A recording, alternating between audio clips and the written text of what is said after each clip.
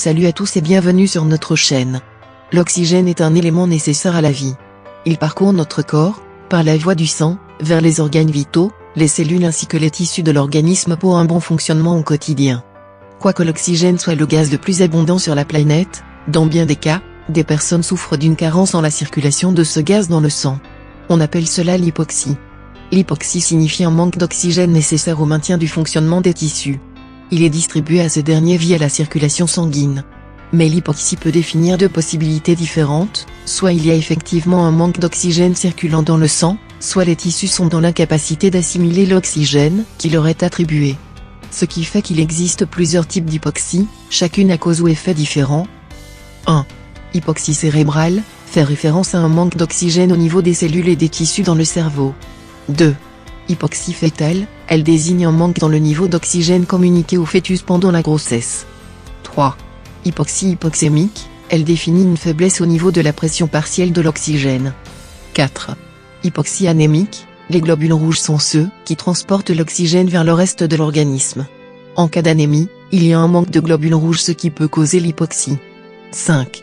L'hypoxie circulatoire, quand le débit de la circulation du sang n'est pas suffisant pour apporter le niveau d'oxygène nécessaire, à un temps donné, au reste de l'organisme. 6. Hypoxie cytotoxique, c'est justement là qu'on se retrouve avec des tissus incapables d'assimiler l'oxygène, pourtant disponible dans le sang. Non traitée, une hypoxie peut mener à une insuffisance cardiaque, des lésions cérébrales, un accident vasculaire cérébral, AVC et même à un coma. Il convient donc de connaître les symptômes de ce trouble pour pouvoir consulter au plus tôt. Zoom sur les signes auxquels il faut prêter attention. Les signes démontrant un manque d'oxygène dans le sang. 1.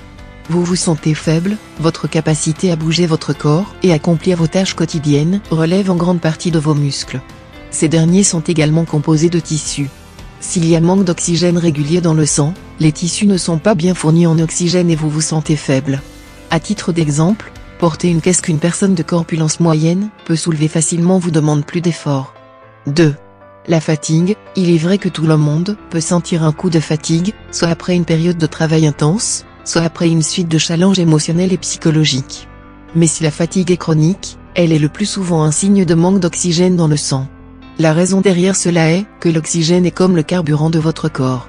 Ainsi, à force de faire toutes sortes d'activités durant la journée alors que vous n'avez pas assez d'oxygène, vous vous retrouvez à bout de souffle plus rapidement.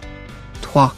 Les maux de tête. Les petites migraines et maux de tête sont généralement des symptômes bénins, mais s'ils se présentent conjointement avec une sensation de torpeur, de vertige ou de manque de coordination des mouvements, c'est que le corps manque d'oxygène. Ce manque engendre l'accumulation des toxines dans le corps, ce qui génère les maux de tête. Les tissus du cerveau ne recevant pas l'oxygène nécessaire à leur bon fonctionnement, vous souffrez d'un manque de coordination et de concentration. 4. La tachycardie et les palpations cardiaques. Quand votre cœur bat à un rythme anormalement plus élevé, c'est qu'il essaie de pomper le maximum d'oxygène présent dans le corps.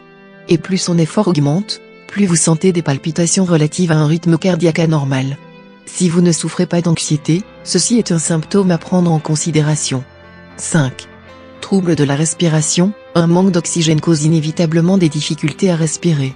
En général, les personnes souffrant d'hypoxie sont plus facilement essoufflées, à l'effort comme au repos. Qu'importe le nombre de symptômes dont vous souffrez, la consultation d'un médecin est nécessaire pour éviter toute complication.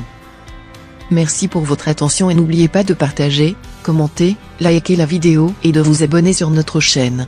À bientôt.